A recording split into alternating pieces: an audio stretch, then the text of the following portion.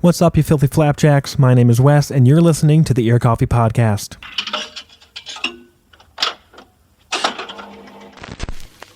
For today's interview, I had a conversation with Minneapolis-based quintet Rhino Shrine.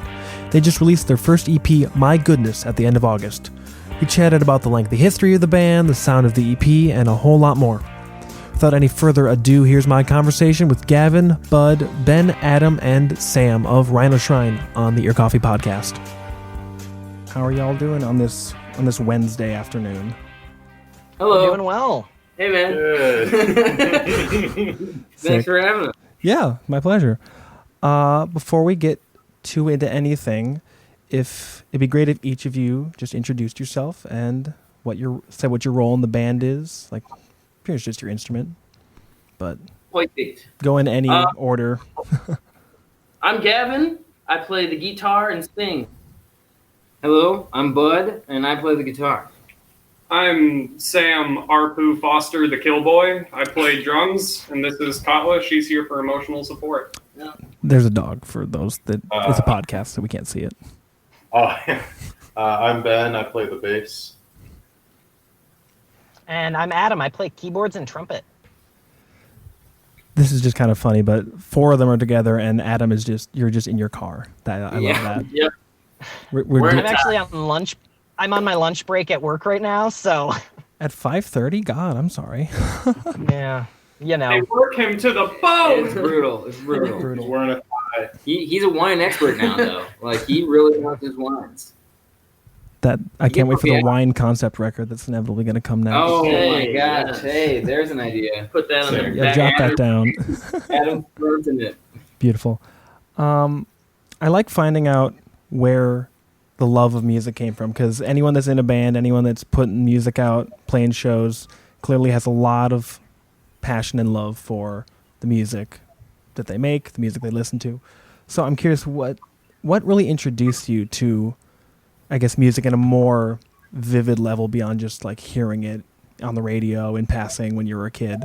What was, like, if you know specifically, what was the experience that really kind of kicked your ass and let you know, hey, this is something that I love and that I will one day want to start creating and playing instruments? Are you ready?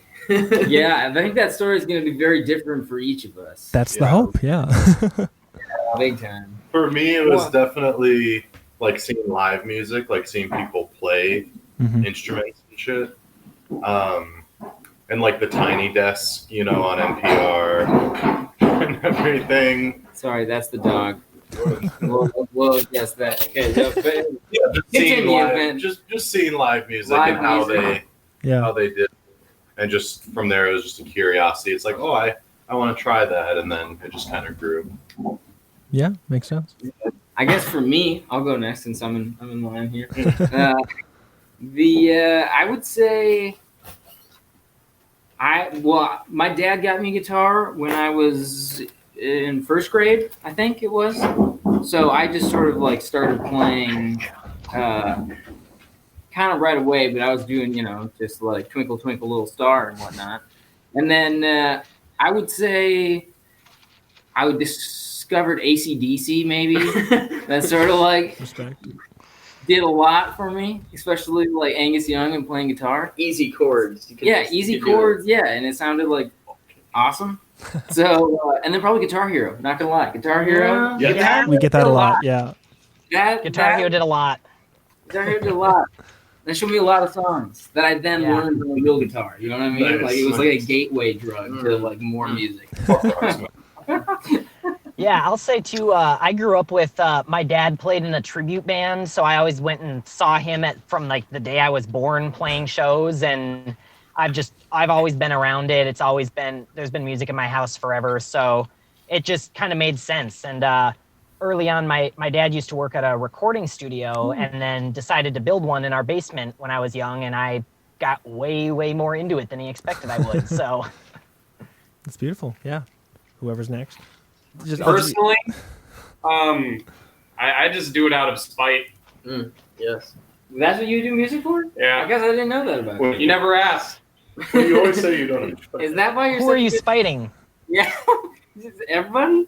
Let's sit down on another round of this podcast and we can tell my life story. We're gonna need to probably a good 2-3 hours, 4 hours. I don't even know. It all started when I was 3 in the chicken coop. Okay, that's a good answer, Dwight. I'll take it. Simple.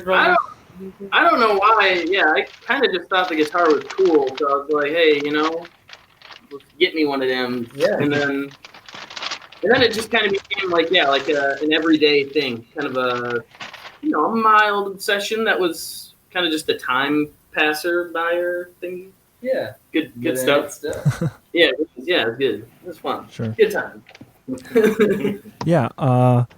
So from what I've heard, because unlike most bands in pretty much all of DIY in the cities, you've done a handful of interviews, like Radio K, the one on the live album, which we'll get more into later. But from what I understand, Gavin and Bud, you started when you were 3, and then kind of progressed from there, and it's just kind of been a lifelong partnership, if you will, without putting too much of a bow on it. Yeah. Me and Gavin knew each other since we were toddlers. Yeah. We laughed. Our backyards were connected, so we would just go over and play guitar, and it sort of kept going.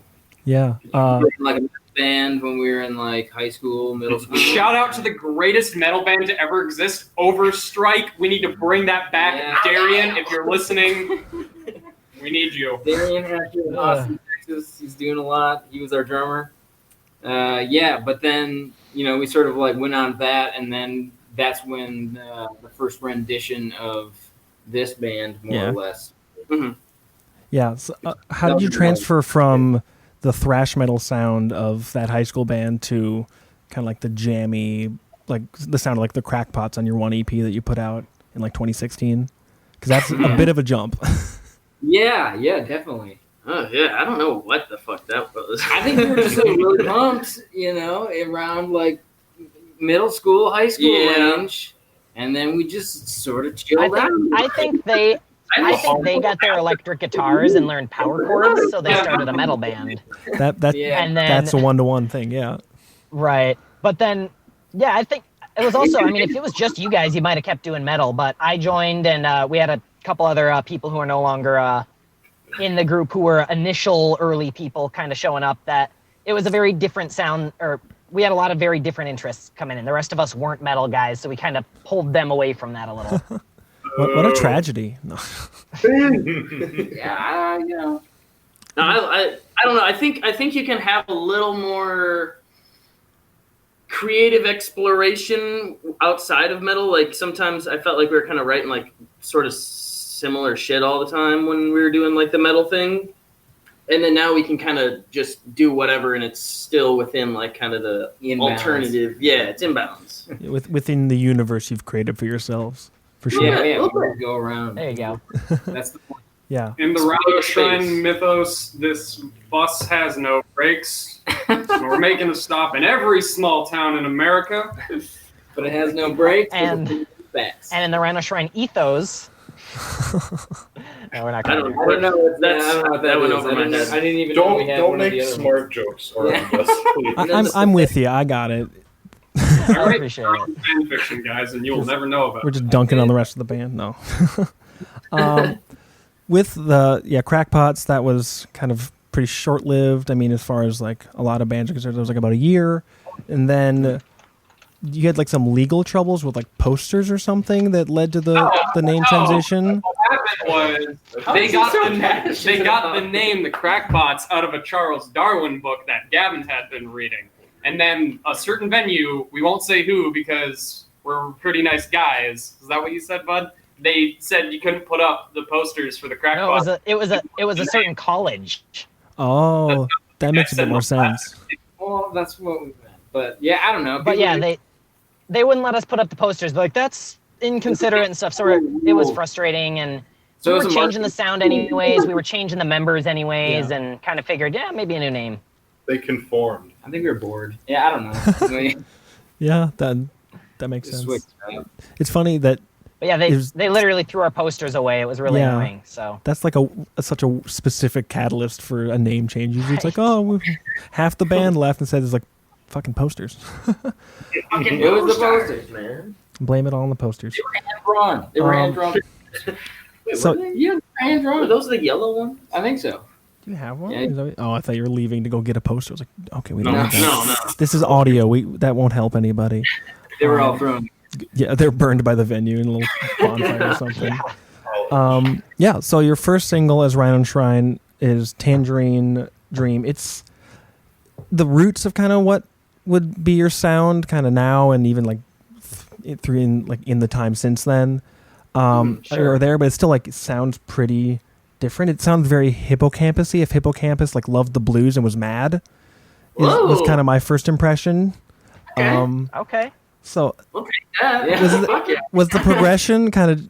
It just seems like, I mean, it's been like 3 years since then, so it was a pretty Yeah. natural evolution as members came and went, and y'all like kind of locked in as, for sure, like the 4 of you and now the 5 of you that are presently in the group. Is that kind of how it went, or was it again just more? Yeah, I'd say we I mean, we really never have sought out a sound exactly. I Yeah. think you guys might agree with that. We kind of just do whatever. Somebody will go like, "Oh, this sounds cool," and then we get really into it for half an hour and go, "Oh, did we write a song?" It's just kind of whatever we're feeling. And we started early off. I don't know where that song even came from, but yeah, it's been a pretty steady progression from when Ben came on the bass. That changed things a little bit. Certainly when we switched out to Sam on the drums now with the new stuff, that added a whole new level of energy back there. But yeah, it's been even the stuff we're playing now. We've had this EP we've been sitting on it for a little bit. So the stuff we've been playing since already even sounds quite a bit different. So the next one's going to be different. The one after that will be something else. I don't know. Yeah. Maybe we'll do a soundscape album or something. But Pivot to drone we music. A lot of our stuff ends up sounding different, and we just kind of let that be. And once we have enough stuff that fits together, we'll group it up and put it out. Yeah. For sure. Yeah. Yeah. I think it also sort of happened with like us growing as musicians a little bit, like Sure. with each other, you know. Exactly. Learning to play with each other and what each other could do. got better, so now we want to do more like crazy stuff because like Yeah, we started actually practicing a little. And actually play this now. Exactly. But before we could. Exactly. Mm-hmm. Yeah. In 2018, you had the 2 singles, and up until the EP that just came out, those 3 singles, Tangerine Dream, Koala Man, I almost misread my notes, and Cajun House, they're only like really officially recorded and released music in like a studio context, not as like, we'll get into the live album in a minute. Yeah, absolutely. And those 2 songs, like those 3 are like, I guess, none of the stuff those ended up on the live album, but nothing else from the live album has been released anywhere else except for the context of that. Is that kind of just, you find yourself like, I think Adam, you mentioned you're just already moving in a new direction and don't want to mess around with the older stuff and just kind of let it exist as it is. Is that kind of where you're at with that? Or is a lot of the stuff that's on there, is that potential material to get reworked or just recorded and put out outside of the context of this live album, which you put out last year? I mean, that's certainly I wouldn't say that's out of the question, but yeah, you're totally right. We just kind of kept moving. We had at that point had a lot of songs we had written in a shorter period of time and just didn't get the chance to get into a studio or didn't want to put the money into it, and had the chance for that live album. We did that, and we're like, well, why, when we recorded, we did that on the air and got the full multi-tracks of it and everything. We're like, well, why we have all the songs tracked, why not put them out like this? If, you know, maybe we get half of them recorded over the next year, or we could just give it all right here and be happy with it, you know? Yeah. It just kind of was the convenience, and we wanted to get them to you, and we knew we were already writing new stuff and moving on, and they might have gotten forgotten about, so. Yeah. I think kind of like what Adam said, like the ideas are kind of like, there's never really been too much of a dry spell when it comes to like coming up with new ideas. Mm-hmm. So like, not that none of us would be like, I never want to go back, but it's like, there's always like, oh, but there's new stuff to work on. Like, Right. And the new stuff is usually more exciting to us just because it's new. Yeah, inherently so. Than to what we're like listening to and inspired by now. So It's also just hard to record. Like it's a hard That's true. thing going. So like Yeah, like I think that's what we were excited about the new stuff. Like they're there if we want to do something with them, but like Yeah, we're we going have to like invest our 3 time singles. into the one. If someone came in and said, "Hey, we want to pay for you to go re-record all those songs in the studio and do whatever you want with them," yeah, we'd go do that. That sounds fun. But if we're going in the studio, we're going to do a new song, not an old song kind of thing. Yeah. And I mean, most people that have experienced Rhino Shrine or seen you guys, that's the context that they would have heard those songs anyways. They would have heard them in like the kind of in your whatever your live setup is, instead of whatever you might do in a studio with like all the trickery and tools available to you in a studio. Yeah, that live album was I mean, there's 5 people playing on it, and that's all there is. We didn't add extra guitars or stuff. That's live. That's how it sounds. So yeah, totally. That's what people know. Yeah. So since that live album, you have swapped out drummers. How did you come together with? What do you want me to call you? I need a name. Arpu. Arfu. Okay. Oh. How did you get connected with Rhino Shrine and kind of get into the universe of the music they're making since then? So me and Gavin started working together a few years ago as musicians at a church, actually. And I knew about Rhino Shrine. I made him a patch at one point because I really started to like Tangerine Dream. And then eventually their drummer, Martin, #BringBackMartin, ended up leaving the band.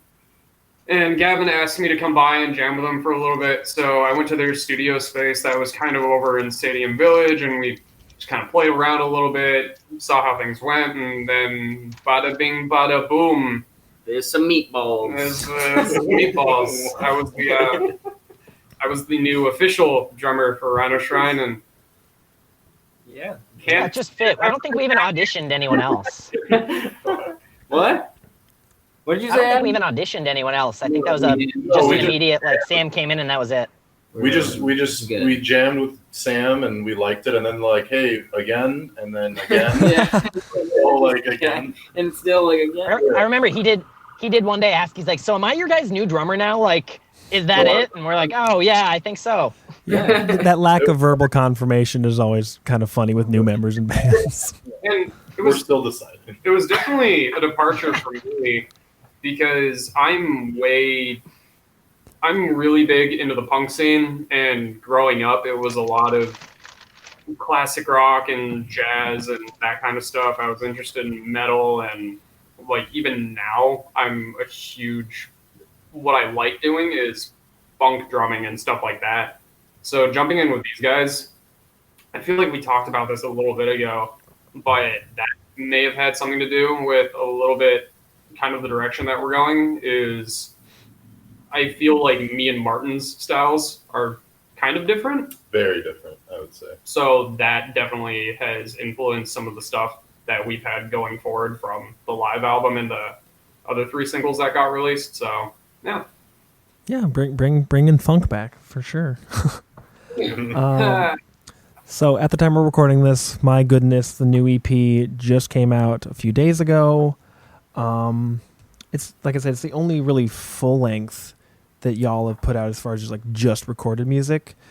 Was that kind of also a side effect of just the difficulties and monetary barriers to going in and recording instead of just did you want to put something out that sounded like it had been in studio instead of just kind of recording something yourselves and doing a little bit more DIY and just putting out like an EP like it seems like so many bands do? Studio record, yeah. One of the reasons we wanted to be in the studio was we could all play together. All of our other stuff had pretty much been pieced together. We did the drums one day, we did some bass. It was all, pretty DIY put together like that. And we wanted to set up in a studio and actually be able to play and have that kind of concise sound together. So that absolutely was a big part of it. Mm-hmm. Yeah, it's very musically unified, I guess. I know you talk about how you're always constantly coming up with new stuff, but these 5 songs, just that kind of in just all of you in the studio space, you can kind of get that energy from the EP. And we did the 5 too with we had the whole thing was tracked in one day at the studio. So we kind of went in with what we thought we could get done in a day. We're like, these 5 songs, they fit well together. We know them really well. Can we go in and just record all of them in a day and be done with it and go from there? And after we decided that, practiced those a bunch, went in and knocked it out. So yeah. So were these songs written kind of in mid to late 2019 before coming and recording them, or I guess what was the timeline for these 5 going into the studio? Martin helped write Dr. Bucket and Lil Canada, and I think Hardhead is kind of when he left. Yeah, and On the Ropes. On the Ropes. Yeah. That's the last one. Can't remember the name. They've been around for a while. So like all those 3 songs were all with Martin. Mm-hmm. Mm-hmm. So for the most part, I feel like they changed a little bit. They changed a little They bit. definitely changed, but they were written. Yeah, we've had them for a while. So I don't know what year that is. Is that 2019? That was 2019. Yeah, 2019. Mhm. Was it? It was like Early spring. mid. It was early mid 2019. Yeah. I think. Maybe. No. Something Yeah. like that. Martin left in July. Our last show was July 4th. Yeah. So we've had them since like 2018, 2019, Mm-hmm. somewhere. Oh Yeah. shit. Yeah, I think so. And and when we write a song, it's very rarely that we like have 2 practice sessions and the song's written. We often have an idea and we jam on it for 5 times, and then maybe the 6th practice session somebody actually has a lyric or something, or it usually a song isn't done for us a good 6 months after we've started jamming on it in practices. Mm-hmm. And we even after we play it live, we'll add some pieces and stuff. So Yeah. So maybe that's an exaggeration, but it takes a while. Yeah. We'll probably play it live and then Still rework it. I think we just like tweak things. We like tweaking. It's an organic process, We like going in there and kind of like get hands on. We don't really know how the song feels until it's been played live. So once we do it live a few times, we'll adjust a little. We'll get the feel for it a little better, and yeah, kind of like sifting out the elements that you want to keep or add. Right. absolutely. Has the songwriting process always been pretty jammy? Like you can get that from like the sound from the record, just because like there's solos and stuff like that, and just kind of like that live energy. But sometimes, like, do they usually start with just like someone's like, "Hey, I got a riff, I have some chords," and then everybody just kind of messes around? Yep. Sick. Yeah. To a T. That's exactly how it happens. Like, And then we jam on that part, and then it'll be, or it's like 2 parts, and we're just kind of going back and forth, and then we're like, well, we don't just want a song that's just back and forth, so let's just come up with more stuff, and then lyrics Add a usually, part. but it all just starts pretty much with jamming, and yeah.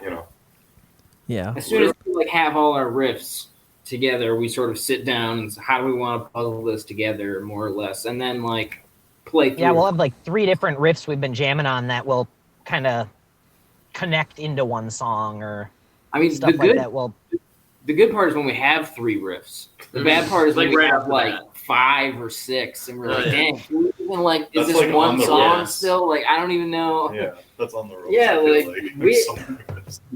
Threw out 2. Yeah, also, yeah, I think we I did. had 2 more that we didn't use. Like, Yeah. So it basically starts with riffs. We're just piecing together riffs, and that's how we do it. Precisely. Mm-hmm. What with the kind of with a lot of bands that have this jam-based writing process, with like the kind of the eventual vocal melodies and the lyrics that kind of go with those, do you view that more as just like another palette, another instrument almost, rather than like a songwriting, like I guess you're trying to like say something with the song, and so you're just kind of like, here's some words that sound cool together, and work with these melodies, and then just kind of let it go. Some of the newer stuff, though, I feel like had lyrics right away. Yeah, they did. Yeah, some of the newer stuff. But from My Goodness, it was kind of just like, hey, I can just, it's a babble. It's just. I think okay. This is what I've noticed. I've noticed we start singing random nonsense to figure out what the melody is, and then still very intelligent. Intelligent. It's very very intelligent nonsense. It will form into the lyrics That's the Gav style. Yeah. That's how he does it. It starts as gibberish melody, and then it slowly becomes words after he keeps singing it. He'll realize what words he's kind of saying, and then make them the words. Do you The lyrics hit don't him make with like sense. that? Oh, sorry. Go ahead. No, I just said the lyrics still don't make any sense. But we Do you kind of like put them through like that same live, like you play those songs a few times and like change the lyrics, just kind of mess around with them? Because I know a lot of bands do that too. It's just must be confusing for fans before they get recorded. It sucks though, because like I don't remember something that felt awesome. I'm like, oh. but yeah, it's usually a little trial and error, a little. Sometimes you get on a roll and then like things just start coming, but I don't know. Yeah, we pretty much never sit down and say we're gonna make a song about this. Like, never ever we done that. I don't think once. No, I feel like it's usually in the songwriting process, the instrumentals always come first, and it's usually then it's like the vocal melody, and then it's just sort of like words to fill the space. And that's not to say the songs are meaningless. Like I wasn't trying to insinuate that by any means. I've always liked how you can get emotion out of a piece of music without lyrics, like just through chordal changes, and major is happy and minor is sad, and just like building on that. But at the same time, Gavin's got a nice voice, so we don't want to just be instrumental. So here we are. Yeah. With the songs that ended up making onto My Goodness, was like, why did you take this time to record these songs, put them all together, and I guess make like this time capsule of the moment in the Rhino Shrine timeline?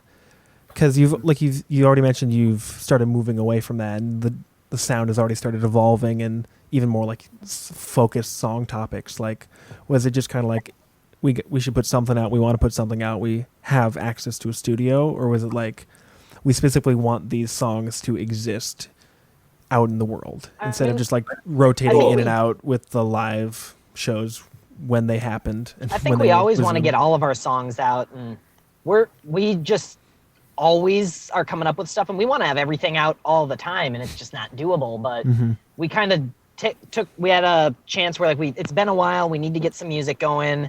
And we had to kind of just decide, all right, this is what we're working on now. This is what we're going to focus and record on. Let's get these out and then move on. And took a while to get it out, but we got it recorded at least. So had to be something out, right? So that's just where we were at the time.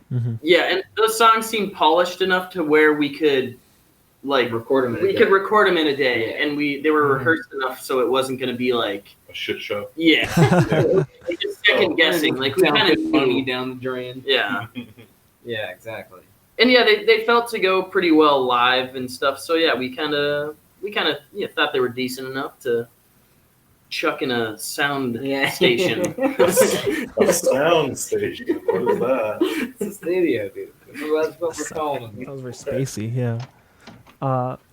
With the stuff you've been working on since, I guess, recording and finishing up, My Goodness, talk a little bit about how that's kind of, in your eyes, how things have been changing, what those, like, how you've kind of been playing with, like, more focused song topics, the stuff you've alluded to before. Like, I guess share a little bit about where the band's going. You don't have to spoil too much, because we'll hear it one day, I hope. But what's kind of that been like, taking the next step as Rhino Shrine? It's more so about the journey, not the destination. I feel like it's like an identity crisis. Yeah. I'm like one of the new ideas is like really funky. One of them is more like the jammy, more like the usual kind of stuff. One of them is actually more singer-songwriter with more of a lyrical focus. Ooh. So it's kind of just like the flavor of the day a little bit, you know? The flavor of the Flavor. I think it is good. We want to be music. We all have music claustrophobia, where we like to be able to branch out and do as much as we can, sort of. Mm-hmm. We have to hit every genre so that, nobody completely hates us.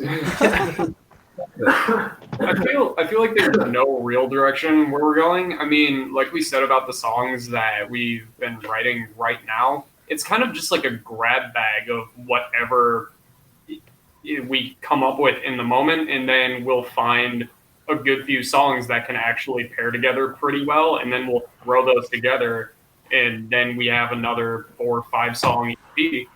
And that's just kind of the way it works. I don't feel like we have a direction. We're just kind of playing what feels good and making tasty jams. And then push them on EV. I like what you said about time capsule, because that is kind of how it is. It's literally like that's where we were at the time. And for this, we have like 3 singles that we're sitting on.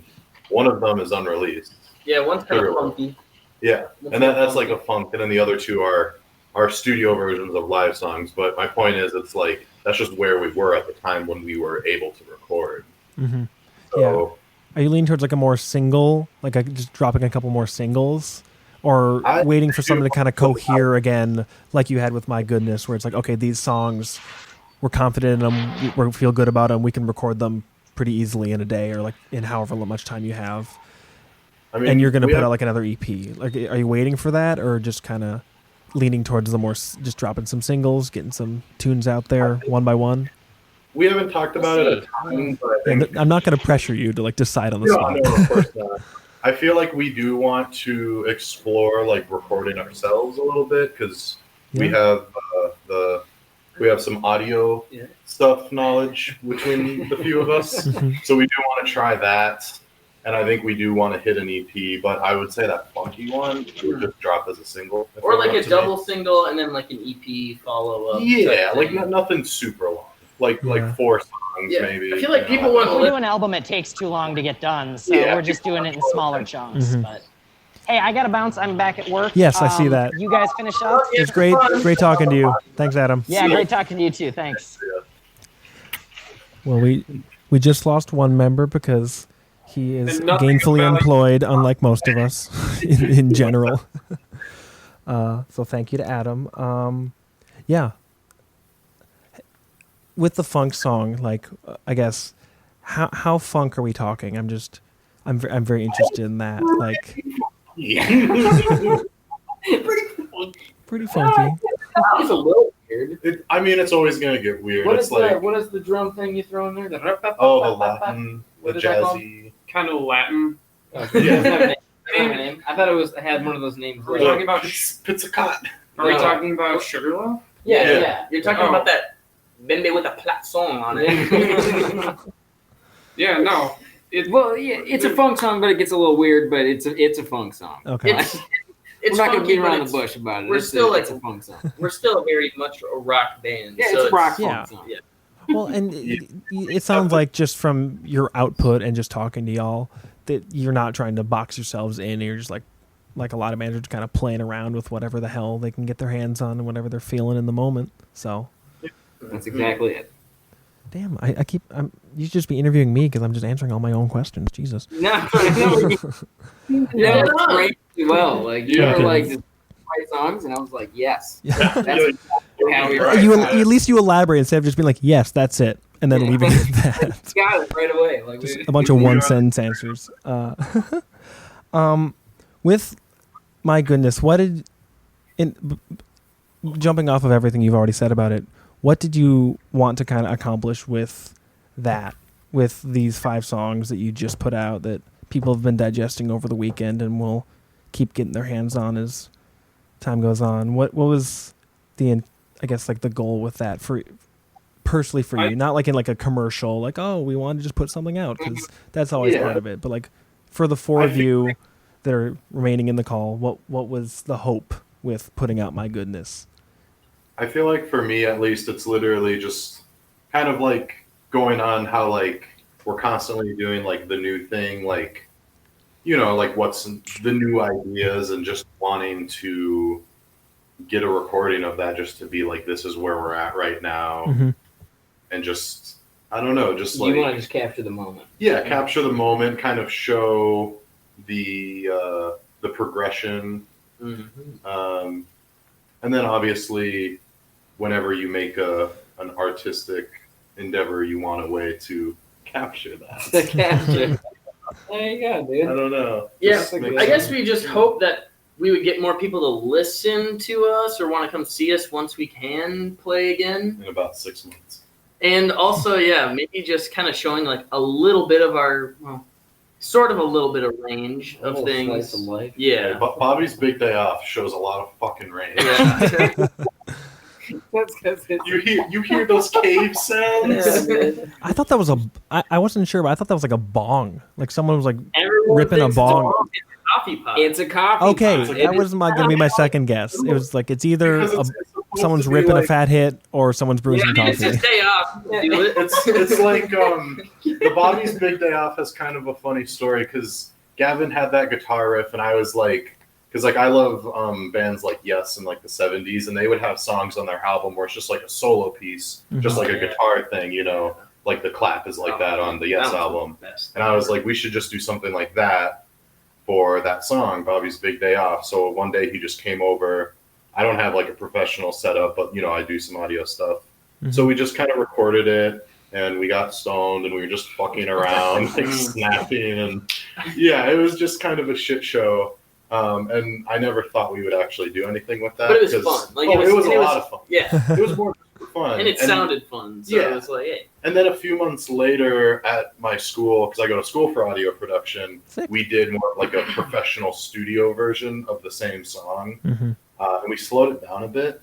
Add a little And- slide. Yeah, and we added some slide. Well, that was in the other version too. But we didn't have any of the sound effects. And it sounded good and everything, but it was just kind of like, it just didn't have that like playful feel. Yeah, personality. You know, thing. and it was such a fun time making the first one. We're just like, so when Adam was like, "Can you send me Bobby's Big Day Off so I can send it to the master and Had to engineer send and the shit?" original. I sent the original. The original was good. It was fun, yeah. I don't know why I get strange SpongeBob vibes. Because It's it's a like Like Yeah. kind of like It's It's really like high pitched stuff. Yeah. SpongeBob is. it's SpongeBob. It's SpongeBob. it's the reverb and it's the water sounds. And The SpongeBob supposed to influence is obvious. No. Yeah, Bobby, stay up. Oh, SpongeBob stay up. Good God, Damn, we dude. should have renamed Dude, I it. didn't even realize. Oh my god. That's funny. Yeah. So that's kind of the bulk of like the main questions around My Goodness and just kind of got the gist of the band's origins. So since people have been stuck at home for so long, but bands are starting to put stuff out again, starting to drop singles and videos and EPs and everything, such as yourselves. What have been some of your favorite local releases? Just I guess I'd say from the last year, just because there was such like a dry spell there for obviously very good reasons why people weren't Harper's hopefully weren't Jar. dropping music. Harper's Yeah. Jar, Ancest. What is it? Thank you, Ancestor Finger. Dude, I Yeah. love that. That was Album really the good. good. It's such a good album. The Some new casual stuff. I love Casual. They're like the only hardcore band I like because they're the first band I ever moshed to. Yeah, they're That's great. They're a good first mosh band. yes. Fox Theory's new got single anyone? is very Yeah. good. I feel like they're gonna get fucking huge. At some point. Ben said it. They're coming up. They're coming up. You Yeah. already hit first. Oh, Who We else? were on the Fox Theory train day one, so I feel you with that. We did had a some show dudes, with too. them when they were pretty new yeah. We played at Wave Mania. Yeah. Rest in peace, Waves. I was so Yeah. pleasantly like surprised for Just- like a new Just band. I was like, jovial. oh shit. Just jovial. Yeah, I was jovial. Yes. Very good. Astro Black. Astro Black released a song. I forget how long ago, and I forget what it's called, but I really like it. I really like it. I should follow it up. But who else? Well, I mean, Alien Book Club, like I think released like a couple things. They, didn't they put out their double single Yeah, like 2 weeks Yeah, they ago. had a double single, and then they had like an album, or no, yeah, double single, triple. What the shit? Well, they had the 3-song EP in May, and then they had the double single that they just put out like 2 weeks ago. Okay, yeah. They're yeah. like tenacious in their Yeah. recording. I love it. Tenacious. That's a really good word for it. Yeah. Dude. Nailed it. Cool. Who else? Who else? Whoa. Oh yeah. It's Trademark. called Turn You Out. Astro Black. Love that song. There we go. So My Goodness is out now on all streaming platforms, Bandcamp. Find the band on all the social medias. Thank you again to Rhino Shrine. It was sick talking with you guys. Hey, thank you. Thank you very much. The Ear Coffee Podcast is a companion to the blog of the same name. If you like this episode, please leave us a rate and review so we can stand out among the other music podcasts. You can follow us at Twitter, Facebook, and Instagram @Ear Coffee. Thank you for listening, and we'll see you next time.